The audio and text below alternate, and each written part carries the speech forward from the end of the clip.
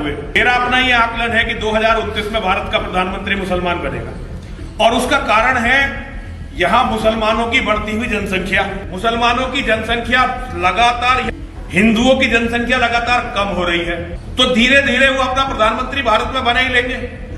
1000 साल तक इस देश ने इस्लाम के आक्रमणों को झेला है। आज हम कहने के लिए पूरी दुनिया में 100 करोड़ हैं, लेकिन हम कुत्ते की तरह जगह जगह मारे जा रहे हैं। 50% हिंदू किसी दबाव में आकर, किसी भय के कारण, किसी लालच में अपना धर्म परिवर्तन कर देंगे। मेरा अपना ये आकलन है कि 2029 में भारत का प्रधानमंत्री मुसलमान बनेगा। हमें आज इजराइल के यहूदियों को रोल मॉडल बनाने की जरूरत। पाबंद किया, ये क्यों आपने सोचा कि सिर्फ 2 ही बच्चे करने चाहिए, सिर्फ 3 ही बच्चे करने चाहिए? क्या आपको इस बात का खौफ डराता है कि हम ज़्यादा बच्चे करेंगे तो उनकी हम परवरिश नहीं कर पाएंगे? इस गंदी सोच को दिमाग से निकाल दो। क्या आपको अपने देवी देवताओं पर, अपने भगवानों पर भरोसा नहीं रहा? मैं किसी के देवी देवता को बुरा नहीं कह रहा हूँ, लेकिन आप खुद मौका देते हो। हम तो फ़ख्र के साथ में कहते हैं कि अल्लाह रब्बुल इज़्ज़त जब किसी इंसान को दुनिया में भेजता है तो उसके साथ उसकी किस्मत का रिस्क भी उतारता है। कहने के लिए पूरी दुनिया में 100 करोड़ हैं, लेकिन हम कुत्ते की तरह जगह जगह मारे जा रहे हैं। अभी आपने देखा होगा हमास ने जो 7 अक्टूबर को इजराइल के लोगों के साथ किया, पूरी दुनिया इजराइल के साथ रोई, लेकिन जितना उन्होंने इजराइल के साथ अत्याचार किए उससे कई गुना अत्याचार बंगाल के चुनाव के समय हिंदुओं के साथ बंगाल में हुए, लेकिन उसकी कहीं चर्चा नहीं हुई। कश्मीरियों के साथ कितने अत्याचार हुए। मेरा अपना ये आकलन है कि 2029 में भारत का प्रधानमंत्री मुसलमान बनेगा और उसका कारण है यहाँ मुसलमानों की बढ़ती हुई जनसंख्या। मुसलमानों की जनसंख्या लगातार, हिंदुओं की जनसंख्या लगातार कम हो रही है, तो धीरे धीरे वो अपना प्रधानमंत्री भारत में बना ही लेंगे। अगर 2029 में भगवान का, महादेव का कोई बहुत बड़ा चमत्कार हुआ, वो नहीं बना पाए अपना प्रधानमंत्री, तो 34 में तो कोई उन्हें रोक ही नहीं सकता। एक बार भारत का प्रधानमंत्री मुसलमान बना तो अगले केवल 20 सालों में वो 40% हिंदुओं का, 50% हिंदू किसी दबाव में आकर, किसी भय के कारण, किसी लालच में अपना धर्म परिवर्तन कर देंगे। 10% हिंदू जो बचेंगे वो या तो विदेशों में रहेंगे या रिफ्यूजी कैंपों में रहेंगे। 1000 साल तक इस देश ने इस्लाम के आक्रमणों को झेला है। पूरी दुनिया में हम केवल एक ऐसा उदाहरण है जो इस्लाम के आक्रमण को झेल के भी जीवित है। इस्लाम के जितने विकट आक्रमण, जितना विकट अत्याचार हमारे ऊपर हुआ है, इतना दुनिया में किसी पर नहीं हुआ। आज सनातनियों को उसी तरह से लड़ने की जरूरत है जैसे यहूदी, इजराइल के यहूदी अपने बच्चों की रक्षा के लिए, अपनी औरतों की रक्षा के लिए, अपने राष्ट्र की रक्षा के लिए, अपनी जमीन की रक्षा के लिए, अपने धर्म की रक्षा के लिए लड़ते हैं। हमें आज इजराइल के यहूदियों को रोल मॉडल बनाने की जरूरत है। रहमतुल्लाहि व बरकातुहू। मेरे अजीज़ों, मैं हूँ आपका खादिम गुलाम रसूल कादरी। मैं सबसे पहले तो इंतहाई माजरत करता हूँ कि आज आपको वीडियो के अंदर क्वालिटी देखने नहीं मिलेगी, क्योंकि इसकी वजह यह है कि आज मैं अपने स्टूडियो में वीडियो नहीं बना रहा हूं, बल्कि ऐसे ही एक लोकल सी जगह पर बैठ के वीडियो बना रहा हूं। मैंने सोचा कि ठीक है, आपसे बात करने का मन हो रहा था तो चाहा कि ऐसे ही बैठ के बात कर ली जाए। अज़ीज़ान मोहतरम, आपने देखा होगा कई वीडियोस के अंदर कि मैंने एकता की बात करने की कोशिश की है, कौमी इत्तेहाद की बात करने की कोशिश की है, और मैंने कभी किसी भी कौम को लेकर, किसी भी ज़ात को लेकर, किसी भी मज़हब को लेकर अपने दिलो दिमाग के अंदर नफ़रत नहीं भरी है। धर्म एक अलग चीज़ है, मज़हब अलग चीज़ है, ज़ात एक अलग चीज़ है, और लफ्ज़ इंसानियत अलग चीज़ है। मैं हमेशा लोगों को यही कहता हूँ कि भारत के अंदर इंसानियत के साथ में रहना भी एक अच्छी आदतों में शुमार कर लेना ज़रूरी है। नफ़रत फैलाने वाले और ही लोग बहुत हैं, हम उनसे ही भर पाए। और जहाँ रहा मज़हब का सवाल, तो हम जान दे देंगे लेकिन अपना ईमान नहीं देंगे। और जहाँ रही इंसानियत की बात, अगर हमारा कोई भी भारतीय तकलीफ़ में है, चाहे वो हिंदू हो, मुस्लिम हो, सिख हो, ईसाई हो, हम उसकी हर तरीक़े से उसकी तकलीफ़ों में काम आने के लिए तैयार हैं। लेकिन जहाँ रही ईमान और दीन की बात, हम न कभी अपने दीन से फिरे हैं, न कभी फिरेंगे, न कभी हमने अपना कमज़ोर ईमान होने दिया है और न कभी ईमान को कमज़ोर होने देंगे। बतक़ाज़े इंसानियत मैं कल भी यही पैगाम देता था, इत्तफ़ाक़, इत्तेहाद, मेल मोहब्बत भारतवासियों के लिए बहुत ज़रूरी है और आज भी मेरा यही पैगाम है। हम बड़े परेशान हो चुके हैं हिंदुस्तान के अंदर उन लोगों से जो लोग नफ़रत फैलाने की कोशिश कर रहे हैं। बड़ी सुकून से भारत के हिंदू मुस्लिम ज़िंदगी गुजार रहे थे, लेकिन ना जाने 10-15 बरस से इस देश को किसकी नज़र लग गई है कि इसमें नफ़रतों का माहौल पैदा हो गया है। इतनी नफ़रतें कसम खुदा की कभी सोचा भी नहीं था। हिंदू भाई हमारे मुसलमान का चेहरा देखना पसंद नहीं करते, नफ़रतों की नज़रों से देखा जाता है, हमाकत की नज़रों से देखा जाता है, हकारत की नज़रों से देखा जाता है, दुश्मन की नज़र से देखा जाता है। हमें जलील किया जा रहा है, हमें रुस्वा किया जा रहा है, हम पर तरह तरह के इल्ज़ामात लगाए जा रहे हैं, हम पर तरह तरह की तानाकशी की जा रही है, हमें घर वापसी की धमकियां दी जा रही है। हमने तो कभी ऐसी बात नहीं की, हमने कभी नफ़रत फैलाने की बात नहीं की। आज भी हम यही बात करते हैं। आपने वो एक बाबा का नाम सुना होगा, कौन नहीं जानता बाबा को हिंदुस्तान के अंदर, नरसिंहानंद। ये हमेशा सुर्खियों में बने रहते हैं। इनके जो भाषण हैं, इनके जो बयान हैं, वो कौम के अंदर इंतशार पैदा कर रहे हैं, कौम को बांट रहे हैं, नफ़रतें पैदा कर रहे हैं। और जब बात आती है मुकाबला करने की तो दुम दबा के निकल जाते हैं। अभी अभी उन्होंने बयान दिया कि मेरे आंकड़े बता रहे हैं, मेरा तजर्बा बता रहा है, जो इस वक्त माहौल है वो माहौल बता रहा है कि हिंदू सिर्फ 5 साल तक खैरियत से है, 5 बरस तक। 5 बरस के बाद हिंदू खैरियत से नहीं होगा, हिंदू तकलीफ़ों में आ जाएगा। और ये तो अभी भी कहते हैं कि हमारी जान ख़तरे में है, हम पर ख़तरा मंडला रहा है। और ये जुमले बोलकर कि हमको ख़तरा महसूस हो रहा है, ये कहते हैं कि अपने आप को इज़राइल की तरह बनाओ, अपना रोल मॉडल इज़राइल को बनाओ, इज़राइल की तक़लीद करो, उसकी पैरवी करो। जैसा वो मुसलमानों के साथ कर रहा है वैसा तुम भी करो। जैसे मुसलमान को उसने मारा है और हमास को तहश नहश कर दिया है, गज़ा को उसने बम्बों से उड़ा दिया है, तुम्हारे अंदर भी वही जज्बा होना चाहिए। ये नरसिंहानंद का बयान है। भाई क्यों ये बयान करते हो? ये नहीं कह सकते कि इत्तफ़ाक़ के साथ में रहो, मोहब्बत के साथ में रहो। इस ज़मीन पर एक वतन पर पैदा हुए हो, एक ही ज़मीन पर पैदा हुए हो, इसी पर चलते हो फिरते हो, अगर इत्तफ़ाक़ के साथ में रहोगे तो कैसा मज़ा आएगा। इक़बाल ने ही तो ये जुमले कहे थे, मज़हब नहीं सिखाता आपस में बैर रखना, हिंदी है हम वतन है हिंदुस्तान हमारा। लेकिन तुमने इतनी नफ़रतें फैलाई हैं, तुम ये साबित करना चाहते हो कि अगर भारत के अंदर मुसलमानों की हुकूमत हो गई तो मुसलमान हिंदुओं को ख़त्म कर देंगे। माज़अल्लाह, हिंदू हमारा कल भी भाई था, आज भी भाई है। और तुम आंकड़े समझाते हो कि 2029 तक मुसलमानों का हिंदुस्तान के अंदर अपना प्राइम मिनिस्टर होगा, अपना प्रधानमंत्री होगा।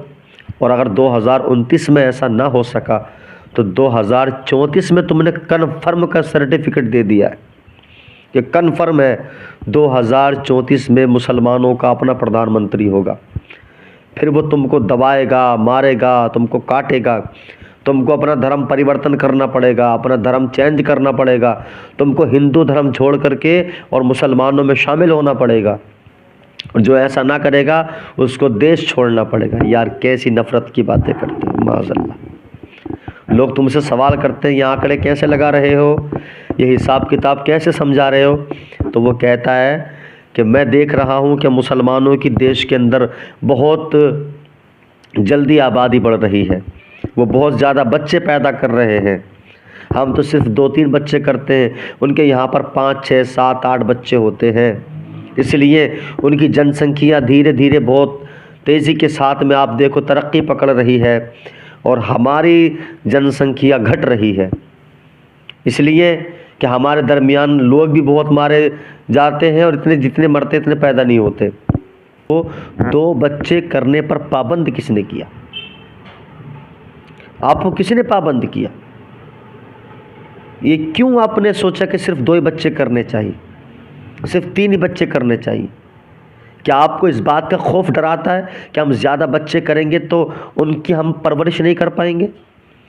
क्या आपको इस बात का खौफ सताता है कि हम ज़्यादा बच्चे करेंगे तो हमारे बच्चों की ज़िंदगी अच्छी नहीं गुजरेगी? क्या आपको ये खौफ सताता है कि उनका पेट नहीं भरेगा, उनको हम अच्छा खिला नहीं सकते, अच्छा पिला नहीं सकते? इस गंदी सोच को दिमाग से निकाल दो। क्या आपको अपने देवी देवताओं पर, अपने भगवानों पर भरोसा नहीं रहा? मैं किसी के देवी देवता को बुरा नहीं कह रहा हूँ, लेकिन आप खुद मौका देते हो। हम तो फ़ख्र के साथ में कहते हैं कि अल्लाह रब्बुल इज़्ज़त जब किसी इंसान को दुनिया में भेजता है तो उसके साथ उसकी किस्मत का रिज़्क़ भी उतारता है। जब कोई बच्चा पैदा होता है, अपनी कोख से जन्म लेता है, अब ज़रा सोचिए, कोख के जन्म की बात को बाद में करें, बच्चा माँ के पेट के अंदर है तो अल्लाह उसको माँ के पेट में भी उसको खिलाता है, पिलाता है। तभी तो वो 9 महीने तक ज़िंदा रहता है माँ के शिकम के अंदर। जब वो दुनिया में भी आता है तब भी वो खाता है, पीता है, जितना उसकी किस्मत में लिखा होता है। और ये कोई ज़रूरी नहीं है, अगर गुर्बत होती है, अगर किस्मत के अंदर रिज़्क़ नहीं है तो एक ही बच्चा होता है, तो वो भी गुर्बत की वजह से जो है परेशान रहता है। और अगर अल्लाह ने किस्मत में रिज़्क़ ज़्यादा लिखा है तो 10 भी बच्चे होंगे तो वो भी जो है अपनी ज़िंदगी ऐश और आराम के साथ गुजारेंगे। तो इस गलत सोच को दिमाग से निकाल दो। या तो ये कहो कि हमें हमारे देवी देवताओं पर, हमें हमारे भगवानों पर यकीन नहीं है, भरोसा नहीं है, तवक्को नहीं है, और या फिर ये भाषण देना बंद करो कि बच्चे 2 करो, 2 से ज़्यादा मत करो। अगर अपने भगवानों पर यकीन करते हो तो पाबंद मत रहो, जितना हो सके उतने बच्चे करो। और अगर यकीन नहीं है तो इस बात को जाहिर करो कि हमें अपने देवी देवताओं पर यकीन नहीं है। ये मैं तुम पर एतराज़ नहीं कर रहा हूँ, तुम्हारी सोच पर एतराज़ है। मैं तुम्हारे देवी देवताओं को बुरा नहीं कह रहा हूँ, मुझे कोई हक़ नहीं आता है मैं किसी के देवी देवताओं को बुरा कहूँ, मैं किसी के खुदाओं को बुरा कहूँ। मेरे लिए मेरा खुदा काफ़ी है, मेरे लिए मेरा अल्लाह काफ़ी है, और मेरा कोई हक़ नहीं है मैं कि किसी के धर्म को बुरा कहूँ।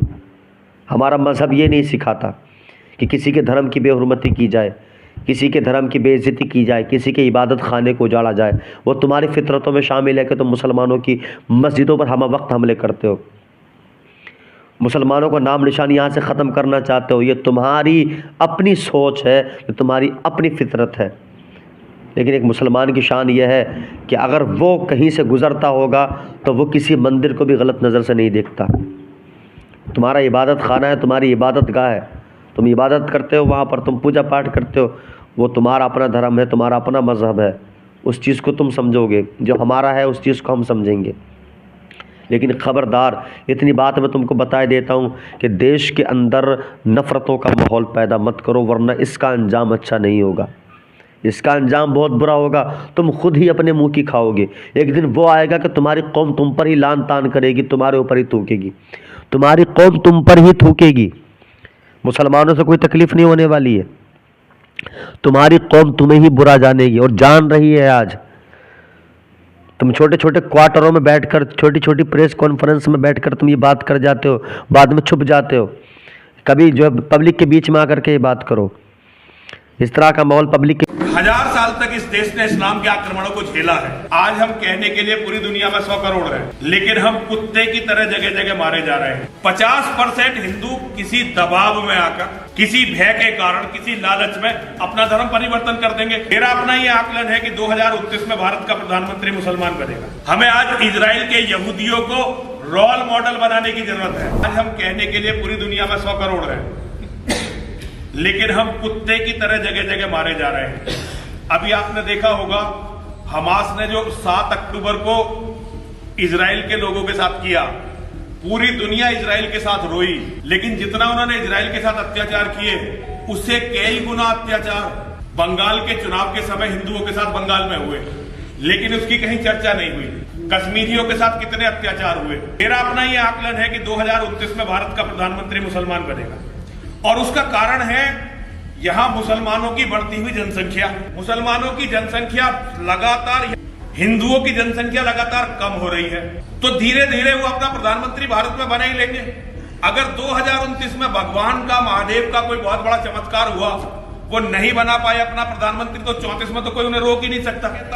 एक बार भारत का प्रधानमंत्री मुसलमान बना तो अगले केवल 20 सालों में वो 40% हिंदुओं का, 50% हिंदू किसी दबाव में आकर, किसी भय के कारण, किसी लालच में अपना धर्म परिवर्तन कर देंगे। 10% हिंदू जो बचेंगे वो या तो विदेशों में रहेंगे या रिफ्यूजी कैंपों में रहेंगे। 1000 साल तक इस देश ने इस्लाम के आक्रमणों को झेला है। पूरी दुनिया में हम केवल एक ऐसा उदाहरण है जो इस्लाम के आक्रमण को झेल के भी जीवित है। इस्लाम के जितने विकट आक्रमण, जितना विकट अत्याचार हमारे ऊपर हुआ है, इतना दुनिया में किसी पर नहीं हुआ। आज सनातनियों को उसी तरह से लड़ने की जरूरत है जैसे यहूदी, इजराइल के यहूदी अपने बच्चों की रक्षा के लिए, अपनी औरतों की रक्षा के लिए, अपने राष्ट्र की रक्षा के लिए, अपनी जमीन की रक्षा के लिए, अपने धर्म की रक्षा के लिए लड़ते हैं। हमें आज इजराइल के यहूदियों को रोल मॉडल बनाने की जरूरत है कि वर्ल्ड वॉर पहला और सेकंड में जितने लोग नहीं मारे गए, उतना रिलीजन के नाम पे मारे गए लोग। समझो हिंदू मुस्लिम है या ईसाई मुस्लिम है, सारे वर्ल्ड में, तो ये गलत नहीं है। और दूसरा एक बात बताने का है कि कई सालों पहले जब अयोध्या का वो हो गया था, तो जाकिर नायक ने मुझे बताया था कि अगर कोई हिंदू है, मदद चाहता है तो मैं करेगा। हम लोग तभी मुझे बोला था, तो यही असली भाईचारा है ये आलमी। महेश मेहता भाई जो है माशाल्लाह, हमारे इदारे, जब इदारा शुरू हुआ था 1991 में, उस वक्त से माशाल्लाह आ रहे हैं। और उस वक्त जो कोई हमारे लाइब्रेरी में से सबसे ज़्यादा जो वीडियो कैसेट लेता था, कोई मुसलमान भी इसका मुकाबला नहीं कर सकता था माशाल्लाह। आज वो कह रहे कि रिटायर्ड है लेकिन टायर्ड नहीं है। रिटायर्ड है लेकिन टायर्ड नहीं है माशाल्लाह। अभी भी हर कॉन्फ्रेंस में हमारे आते हैं और अक्सर सवाल पहले पूछते और कहते हैं कि मैंने उस वक्त कहा था और अब भी कहता हूँ, अगर कोई हिंदू की मदद करना, हर इंसान की मदद करना फ़र्ज़ है, चाहे हिंदू हो या ईसाई हो या मुसलमान हो। और अब भी माशाल्लाह हम हिंदुओं की मदद करते हैं और इंशाअल्लाह करते रहेंगे। जहाँ तक कि आपका सवाल है, और बहुत अहम सवाल है, बहुत अच्छा सवाल है, कि इस्लाम में किसी दूसरे का कत्ल करना गलत है, फसाद फैलाना गलत है, मासूम का कत्ल करना गलत है, चाहे हिंदू या मुसलमान हो। लेकिन आज की तारीख में धर्म की बुनियाद पर कत्ल हो रहा है हिंदू मुस्लिम में, और इतना कत्ल हो रहा है कि जितना वर्ल्ड वॉर 1 और 2 में नहीं हुआ। और जो आप कहते हैं मैं बिल्कुल मानता हूँ, लेकिन ये बात जो हो रही है बिल्कुल गलत है, इस बुनियाद पे नहीं होना चाहिए। इसीलिए हम ये कॉन्फ्रेंस कर रहे हैं। हम ये कॉन्फ्रेंस क्यों कर रहे हैं? अगर हिंदू मुसलमान को सही तरीके से समझे और मुसलमान हिंदू को सही तरीके से समझे तो ये लड़ाई मिट जाएंगी। और आपने मेरे लेक्चर सुना होगा, इस टेररिज्म और मुस्लिम मोनोपोली, ये टेररिज्म मुस्लिम मोनोपोली जो है, उसमें मैंने कहा कि कोई धर्म नहीं सिखाता दूसरे धर्म वालों का कत्ल करना। अब भगवत गीता पढ़ो, वेद पढ़ो, कुरान पढ़ो, बाइबल पढ़ो, ये नहीं सिखाता।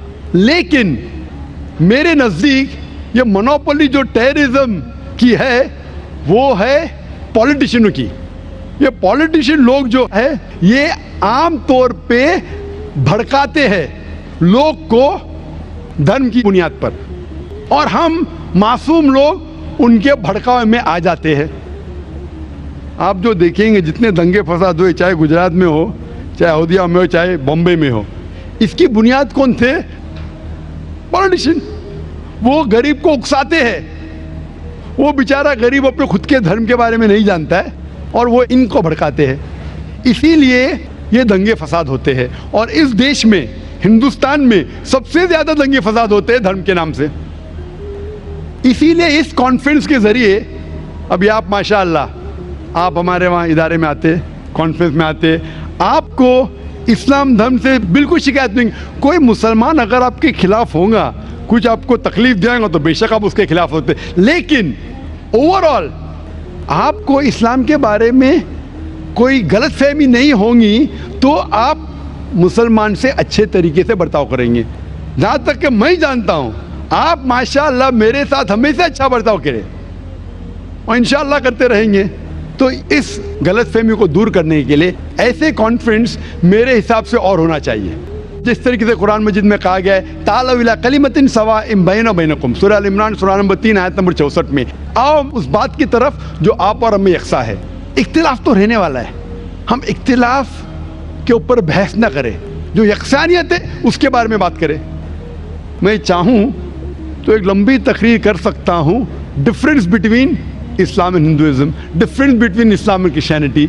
ये मैं चाहता भी नहीं हूँ और करूँगा भी नहीं, क्योंकि मैं अमन चाहता हूँ। तो अमन की बुनियाद एक दूसरे को समझने के बाद ही हो सकती है, और ये समझे कि हमारा ईश्वर एक है, हमारा पालने वाला एक है, हमारा खालिक एक है, और अगर हम एक ही खालिक की इबादत करें और उसी को माने तो ये धर्म की बुनियाद पर फसाद बिल्कुल मिट जाएंगे। और मैं चाहता हूँ कि आप जैसे लोग और इस्लाम को पढ़े, मुसलमान हिंदू धर्म को पढ़े, एक दूसरे को समझे और कम से कम यकसानियत पे अमल करें। जो इख्तिलाफी बातें हैं उसके बारे में कल डिस्कस कर सकते हैं, आज कम से कम यकसानियत पे अमल करेंगे तो इंशाअल्लाह ये दंगे फसाद बंद होंगे और ये कत्ल एक दूसरे का धर्म की बुनियाद पर बंद हो जाएगा। अच्छा, मेरे लिए मैं बता दूं कि मैं हिंदू मुस्लिम में भेद नहीं रखता हूं, और मैं कई मुस्लिम यतीम खाने पूरे इंडिया में वहाँ डोनेशन दिया है। मैं ज़कात तो नहीं बोलेगा क्योंकि मैं मुस्लिम नहीं है, तो मैं भेद नहीं करता हूँ, समझा। माशाल्लाह महेश भाई, वही तो मैं कहता हूँ, अगर बाकी हिंदू भी आपकी तरह इस्लाम को जाने और समझे तो इंशाअल्लाह ये नफरत मिट जाएंगी और हम हिंदू मुस्लिम एक हो जाएंगे। तो जी हाँ दोस्तों, वीडियो आपने देखी, होपफुली आज की वीडियो आप लोग को जरूर पसंद आई होगी। मजीद इसी तरह की वीडियोस देखने के लिए हमारे चैनल को लाइक, शेयर और सब्सक्राइब करना बिल्कुल मत भूलिएगा। मिलते हैं एक और वीडियो में, तब तक के लिए दीजिए इजाजत। अल्लाह हाफिज।